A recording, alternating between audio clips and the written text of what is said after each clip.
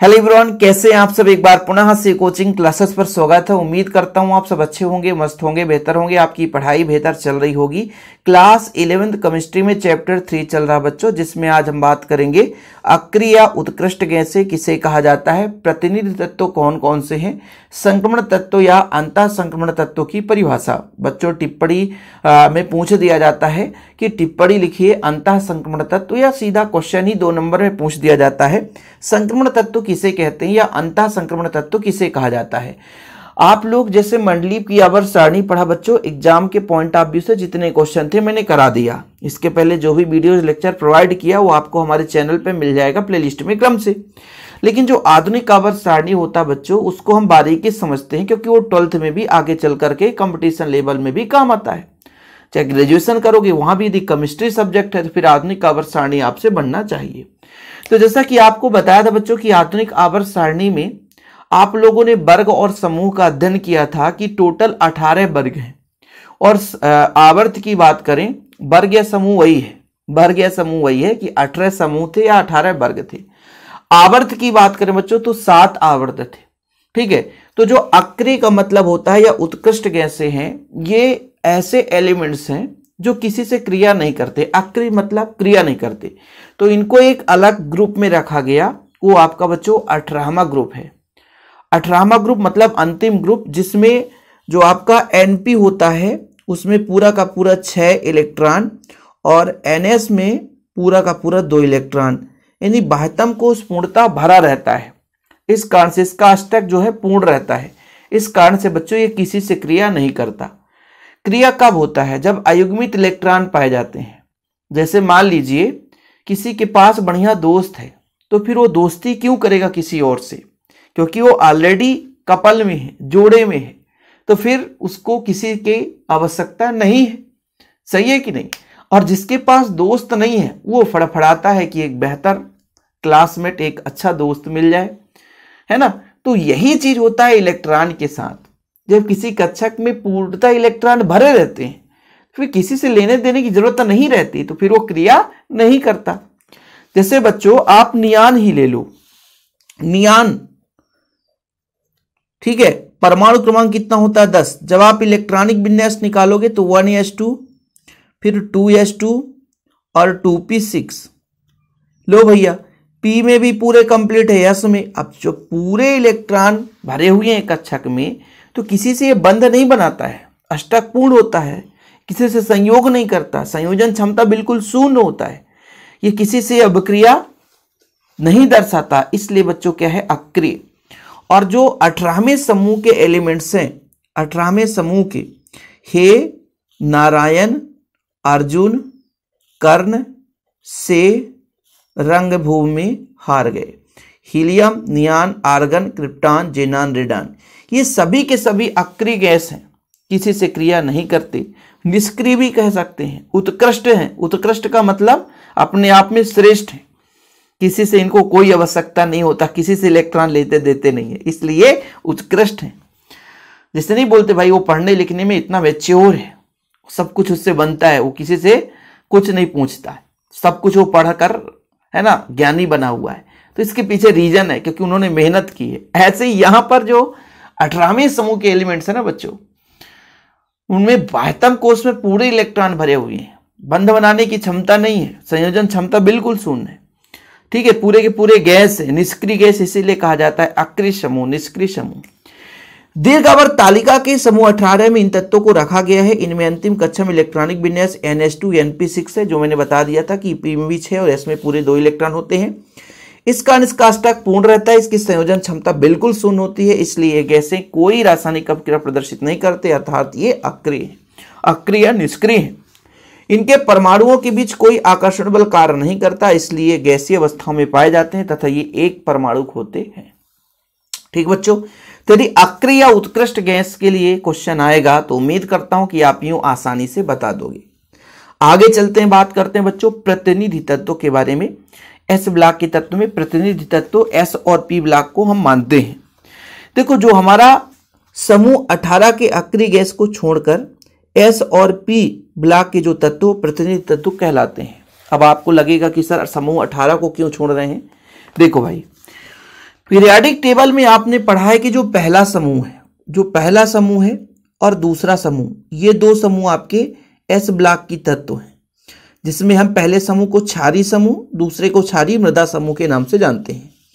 फिर जो P block का तत्व होता है बच्चों, वो 13 से शुरू होता है, 14, 15, 16, 17 और 18। लेकिन इनमें से जो 18 वाला भाग है वो आपका अक्रिय या उत्कृष्ट गैस माना गया। तो ये जो आपका एस ब्लॉक का तत्व यानी पहला दूसरा समूह और पी ब्लॉक में 13 से 17 तक के समूह के तत्वों को हम प्रतिनिधि तत्वों के नाम से जानते हैं। नोट कर लेना, ठीक है। एस ब्लॉक तथा पी ब्लॉक के सभी तत्व प्रतिनिधि तत्व कहलाते हैं, जिसमें 18वां समूह को छोड़ देंगे।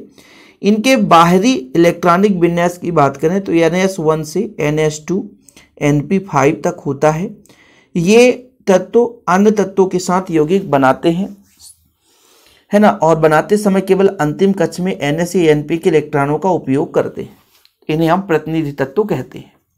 कहने का मतलब जब भी इनमें संयोग होता है तो बाह्यतम कोश के इलेक्ट्रॉन में संयोजन हो जाती है। जैसे हम फ्लोरीन की बात करते हैं, परमाणु क्रमांक 7 होता है बच्चों की 9, परमाणु क्रमांक 9, तो इसका इलेक्ट्रॉनिक विन्यास 1s2 2s2 2p5। अब इस P में बच्चों 5 इलेक्ट्रॉन हैं, तो कहीं ना कहीं एक अयुग्मित है, 1 2 3 4 5। इस अयुग्मित इलेक्ट्रॉन के कारण, मतलब ये जोड़े के रूप में नहीं है, बताया ना, जिसमें जोड़ा नहीं है वो तड़फड़ाएगा बंधन बनाने के लिए, रिश्ते निभाने के लिए, दोस्ती बनाने के लिए।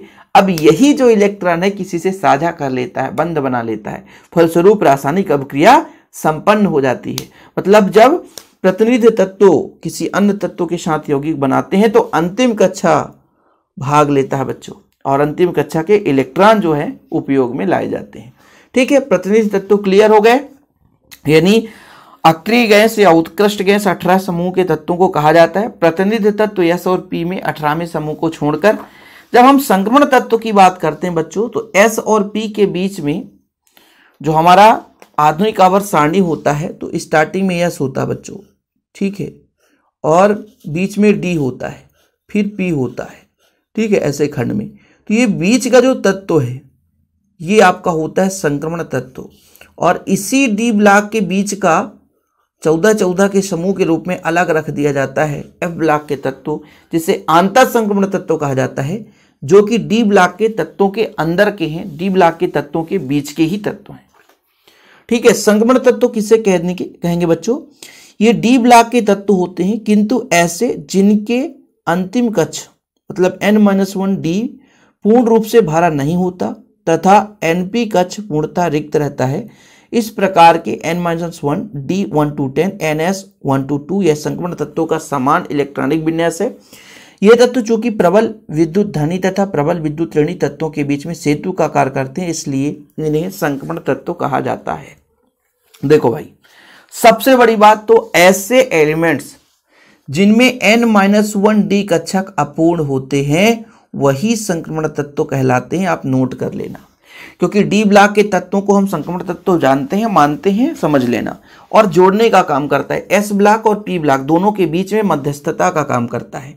इसमें N-1 डी में 1 से 10 हो सकता है और NS में 1 से 2 इलेक्ट्रॉन हो सकता है। इसका समान इलेक्ट्रॉनिक विन्यास है। तो ये जो N-1 डी कक्षक है, यदि ये अपूर्ण है बच्चों, पूर्ण रूप से भरा हुआ नहीं है, तभी वो आपका संक्रमण तत्व कहलाएगा, अन्यथा वो संक्रमण तत्व नहीं कहलाएगा। NS में 1 या 2 इलेक्ट्रॉन हो सकते हैं। तो संक्रमण तत्व डी ब्लॉक के तत्व हैं। इसमें हम संक्रमण तत्व कहते हैं। इसका मेन कारण ये है कि N-1 डी कक्षक अपूर्ण होता है, पूर्ण रूप से भरा नहीं होता, इस कारण से इसे संक्रमण तत्व कहा जाता है, जिसका समान इलेक्ट्रॉनिक विन्यास N-1 डी में 1 से 10 और NS में 1 से 2 इलेक्ट्रॉन होते हैं। ये तत्व जो कि प्रबल विद्युत धनी तथा प्रबल विद्युत ऋणी तत्वों के बीच सेतु का कार्य करते हैं, इसलिए इन्हें संक्रमण तत्व कहा जाता है। मतलब एस ब्लॉक के तत्व और पी ब्लॉक के तत्वों के बीच दोनों को जोड़ने का कार्य करते हैं, इसलिए इन्हें संक्रमण तत्व के नाम से जाना जाता है। आज का आखिरी टॉपिक है हमारा अंतः संक्रमण तत्व, जो कि एफ ब्लॉक के तत्वों को कहा जाता है। लैंथेनम के बाद के 14 तत्वों को लैंथेनेट समूह के नाम से जानते हैं और एक्टिनियम के बाद के 14 तत्वों को एक्टिनेट समूह के नाम से जानते हैं। इन्हें दो भागों में बांटा गया है, एक लैंथेनेट समूह और एक एक्टिनेट समूह। सीरियम से ल्यूटेशियम तक देख सकते हैं। लैंथेनेट तथा एक्टिनेट के समूह रूप को अंतः संक्रमण तत्व कहा जाता है, जिसे एफ ब्लॉक के तत्व होते हैं, क्योंकि इनमें अंतिम इलेक्ट्रॉन n-2 ऑर्बिटल में प्रवेश करता है, इसलिए इन्हें अंतः संक्रमण तत्व कहा जाता है। देखो भाई, यदि जब हम बात करते हैं संक्रमण तत्व, इसमें अंतिम इलेक्ट्रॉन n-1d कक्षक में प्रवेश करता है, लेकिन जब अंतः संक्रमण तो उसके एक और अंदर जाता है, संक्रमण के भी अंदर n-2f में इलेक्ट्रॉन प्रवेश करता है। ठीक है, संक्रमण तत्व में तो n-1d कक्षक में इलेक्ट्रॉन प्रवेश करता है, लेकिन जब हम f कोष की बात करते हैं, f ब्लॉक के तत्वों की बात करते हैं, तो इनका अंतिम इलेक्ट्रॉन n-2f कक्षकों में जाता है। इस कारण से भाई संक्रमण के अंदर ये उपस्थित है ना, इसलिए अंतः संक्रमण तत्व कहा जाता है। इनमें n-1 तथा n कक्षकों का इलेक्ट्रॉनिक विन्यास एक समान होने के कारण इन तत्वों में गुणों में इतनी अधिक समानता होती है कि इनको पृथक करना भी कठिन होता है। मतलब अंतः संक्रमण तत्वों की यदि बात की जाए तो अंतिम इलेक्ट्रॉन कहां जाते हैं, n-2f ऑर्बिटल में, लेकिन उसके बाहर जो n-1 और n कक्षक में जो इलेक्ट्रॉन है, इनमें पूर्ण रूप से इलेक्ट्रॉन भरे रहते हैं, जिस कारण से सभी तत्वों के गुणों में समानता पाई जाती है अंतः संक्रमण तत्वों के बच्चों। तो अंतः संक्रमण तत्व कहे जाने का मेन रीजन है क्योंकि ये डी ब्लॉक के तत्वों के अंदर ही ये उपस्थित है ना। मतलब n-1d कक्षक में इलेक्ट्रॉन भर जाता है तो संक्रमण तत्व कहलाता है, लेकिन उसके अंदर ये इलेक्ट्रॉन प्रवेश करता है n-2f उपकोष में, है ना। इस कारण से इसे अंतः संक्रमण तत्व के नाम से जाना जाता है। एफ ब्लॉक के तत्वों को अंतः संक्रमण तत्व कहते हैं। कई बार ऑब्जेक्टिव क्वेश्चन पूछा गया, इसलिए आप लोगों को तैयार करना जरूरी है। उम्मीद करता हूं कि आज का ये जो भी पॉइंट था बच्चों, चीजें क्लियर हो गई होगी। पसंद आए तो प्लीज आप लोग लाइक करके शेयर कर दें। ये सारा नोट्स आपको अवेलेबल कराया जाता है। कांटेक्ट नंबर मेरा पर्सनल नंबर नोट कर लो, 96 85 29 91 49। ये मेरा पर्सनल नंबर है बच्चों, 9685299149, 96 85 29 91 49। इस नंबर पर आप कांटेक्ट कर लें, नोट्स ले लें और प्रॉपर रूप से तैयारी करें। फिलहाल अभी के लिए इतना ही। जय हिंद, वंदे मातरम।